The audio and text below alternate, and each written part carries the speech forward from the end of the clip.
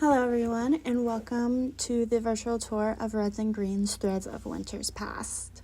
This year we have seen many moments of change. It has reminded us to check in on a friend, contribute to our communities, and treasure things we love. Quilts have shown us how change can help us, such as how the invention of the sewing machine helped speed up the process of sewing. We can see change in how the dyes of fabric fade over many years. By preserving quilts, we can see these historical changes. We get to preserve a person's hard work and celebrate their skills that created a beautiful piece of art to keep their family warm.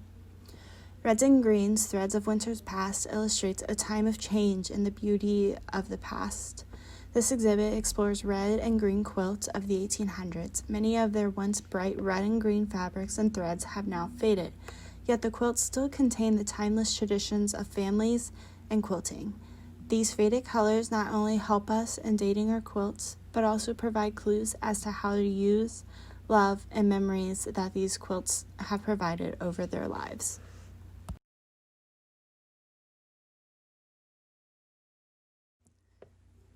Historically, red dyes were created naturally with plants and insects. The earliest form of red dyes came from the Neolithic settlements that used ochre, the iron pigments that are found in clay.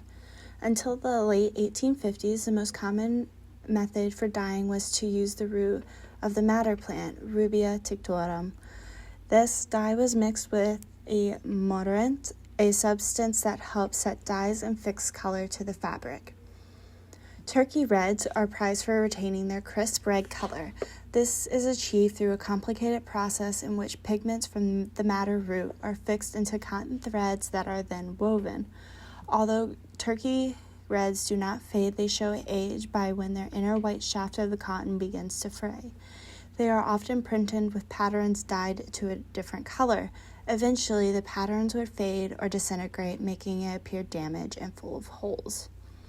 When the Industrial Revolution happened, this process became outdated when synthetic reds were created, which were dyed to fabric and fades to shade of pink and tan.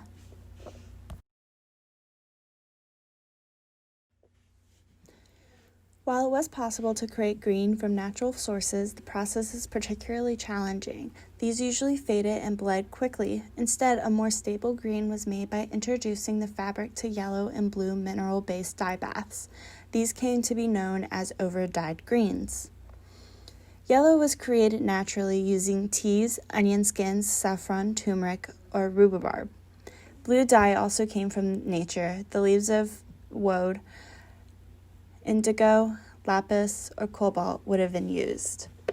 Depending on the yellows and blues' ability to cling to fabric, the green color manufactured by this two-step process varied in shade. Over time, these fabrics faded to less vibrant shades of green, grayish, yellow, and blue. This dye process was done until the early 1900s. Due to this fading, synthetic dyes began to be produced around 1870. These dyes were more stable, however less safe since some were created using arsenic, which was later banned. Carpenter Square, circa 1830, 87 inches by 87 inches. This quilt could contain a variation of two patterns, the Carpenter Square and the True Lover's Knot. Quilt historian Barbara Brackman lists these two patterns next to one another in her book, The Encyclopedia of Pieced Quilt Patterns. Quilt patterns often have more than one name, much like this one. The first known publishing of the Carpenter Square pattern was by the Ladies' Art Company in St. Louis, Missouri. This company is credited to be the first mail-order quilt pattern company. In this quilt, the plain, finely quilted blocks were placed between each piece block to accentuate the red and white fabric, creating the intricate design. A quilted vine and flower motif acts as the outer border. Creating this quilt took much skill and know-how. The family who previously owned this quilt was unsure of its origin. However, the sawtooth border done with red flower printed fabric is indicative of the mid-Atlantic region. This quilt was donated in 2013 by Hazel Carter.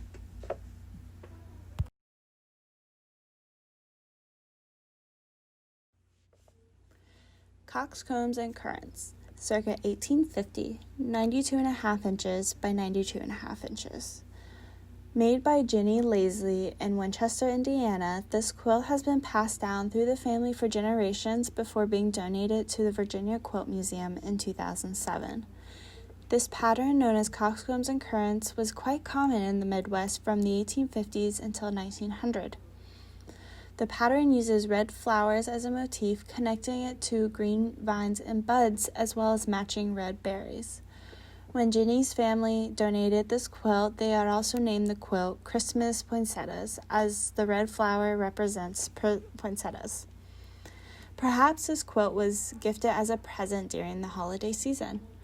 The green fabric of the leaves are overdyed greens.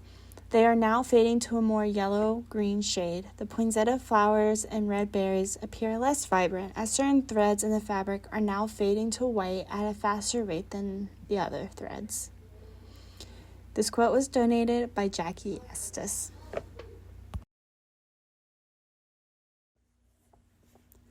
Red and green cross leaves, mid to late 1800s, 91 inches by 91 inches.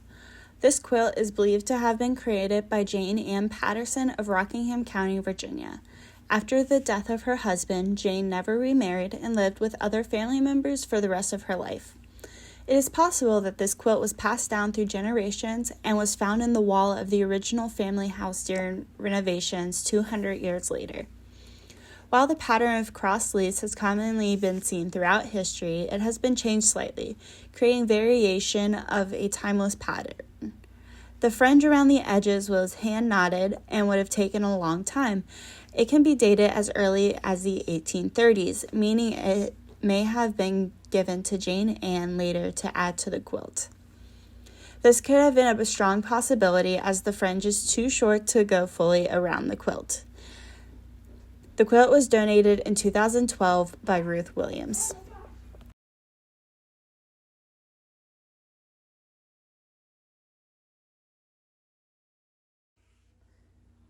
Cherry Wreath, circa 1890, 82 inches by 81 inches. Made by Laura Virginia Groover in the 1890s, this quilt is believed to be an original open-ended wreath design. It was hand-quilted on applique box. It was done around the centennial celebration of George Washington being inaugurated as President of the United States. This could be why the maker used cherries. As you can see, some of the cherries are bright red, while others have faded to pink. The fibers of a pink cherry compared to a red cherry look to be the same, indicating they were likely from the same fabric, and illustrates how different fabric changes over time. The greens here are an example of synthetic dye. This was the first quilt donated to the Virginia Quilt Museum. Laura passed down her quilt to her daughter, the donor. The museum's opening was attended by the donor in 1995 to see her mother's beautiful and cherished quilt on display. It was donated in 1991 by Ruth Cohn.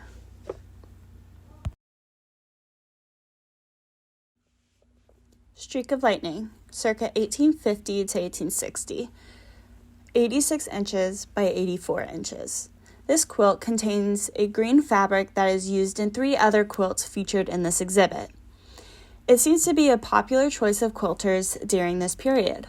The red in this quilt is an example of madder red fabric. Like turkey reds, madder reds were dyed with roots of the madder plant. However, a different, more daunting process allowed for variability in tint and shade.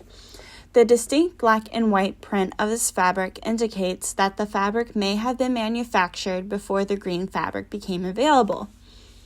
It is thought that the quilt maker bought these fabrics specifically for this project, as larger pieces of fabric are required for this pattern. This quilt has been clearly treasured, as it shows little damage or fading. Streak of Lightning was purchased by the Virginia Quilt Museum in 2000. 8-point Morning Star, circa 1840, 93 inches by 93 inches. The zigzag border pattern of this quilt was a common design in the Shenandoah Valley during the mid-1800s. The quilting is exceptionally fine because of the straight lines in the piece blocks, grape cluster, and leaf vine in the alternating blocks. The quilt maker is unknown, but it is clear they took pride in creating this beautiful green and red quilt. When you look closely at the fabric used in the stars, you can see some little holes in the yellow flowers. This may appear to be insect damage. However, the turkey red fabric originally contained a printed black-brown design that is now disintegrating. The mordant used to bind the black-brown dye to the fabric has caused this. The green is an overdyed green. The yellow that is used in the two-step process in dyeing the pattern is now becoming more prominent and is slightly changing the shade of green. This quilt was donated in 1993 by Ruth Farley Massey. Darting minnows, circa 1830, 91 inches by 90 inches. This meadow pattern has been known by many different names, including Morning Star, Eight-Pointed Star, and Vestibule. These are all variations of a sash and block design. Often this pattern is called darting minnows or flying minnows, as it mimics the movement of a school of minnows. The quilting pattern of its feathered circles is exceptional on this quilt. The turkey red fabric is the same as the Carpenter Square quilt, also in this exhibit. These two came from the same estate in Springfield, Virginia, the family's origins that came from the Shenandoah Valley. Whoever did these two quilts was clearly skilled with a needle and thread.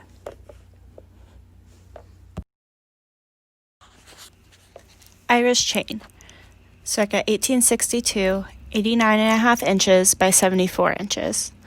This quilt was made by Mary Wood, a seamstress from Berkeley, Virginia, which later became part of West Virginia. Mary made this quilt for her father, Robert Wood. She was hoping to give it to him in his honor from returning fighting from the Civil War. After recovering from an injury at the Second Battle of Bull Run, he was discharged due to this injury and returned home. However, he never fully recovered and died soon after. Mary never married, and instead passed the quilt on to her youngest sister, Harriet, in 1879 for her wedding. Mary and Harriet are listed as living together with Harriet's husband, Simon Stuckey. Harriet and Simon are the great-grandparents of the quilt's donor. The green fabric seen in this quilt is the same pattern used in 3 other quilts in this exhibit. The red and green fabrics used in the Irish chain design remain vibrant and have resisted fading throughout the years. The quilt was donated in 2013 by Becky Erdman. This next room is called Family Traditions and Quilts. Heirlooms are objects within a family that have been passed through generations. They can range from small trinkets to large expensive goods. Family traditions are events and rituals that families do repeatedly. Traditions can occur daily or yearly, depending on the tradition. During the holiday season, we can see both traditions and heirlooms celebrated. Whether your family is lighting candles on the menorah, the canara, or the Christmas tree, you are participating in an annual tradition. Family heirlooms may have been passed down as gifts. Quilts can be passed down for many generations. Their utilitarian function makes them useful and comforting. As many quilts have been handcrafted as gifts for family and friends, they not only contain love and sentiment, but also a long record of historical importance. They show the skill and patience of the maker as an individual, as well as the pattern and style of a culture or region. Families feel connected to their ancestors as they proudly display their family quilts from many decades ago.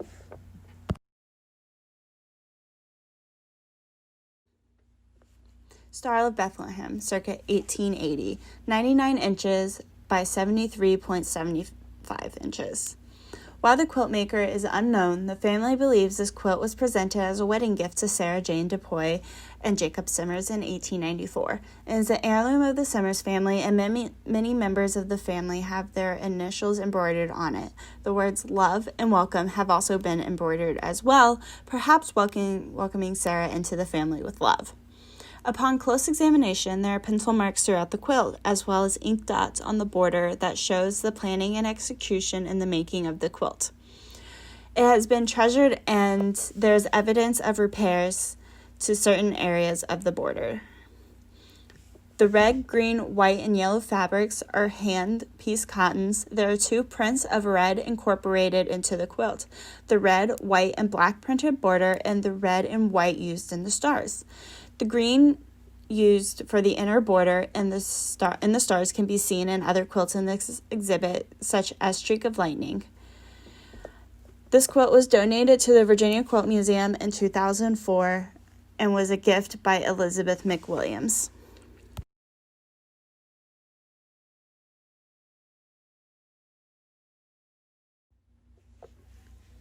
Isle of the Wight, circa 1840, 93 inches by 83 inches.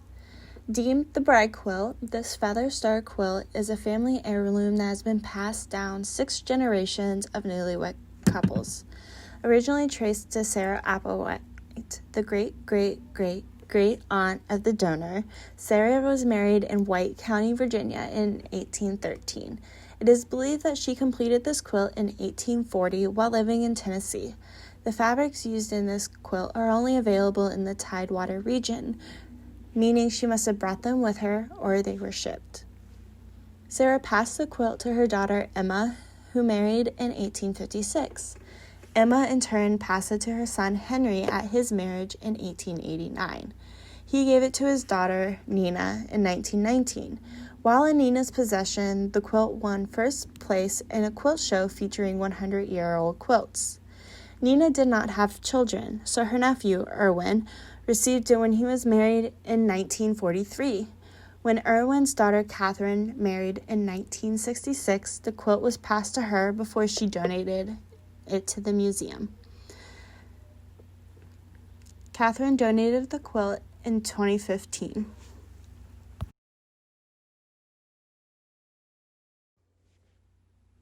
Brashears Baltimore album, 1848, 95 inches by 97 inches.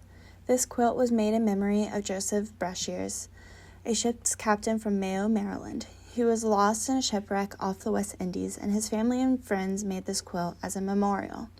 It has been passed down to those in the family named Joseph or Josephine.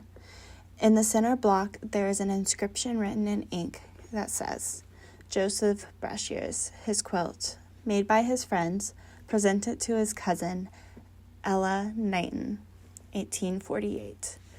Made predominantly in shades of red and green, typical of this era, small red cording outlines each block. There are at least 5 shades of green in this quilt. There are 2 blocks with figures on horseback and appliqued to the muslin background blocks. There are several theories to who this figure might represent, but it is unknown to who the figure actually pays tribute to. It was donated to the Virginia Quilt Museum in 1998 by Edward Barber.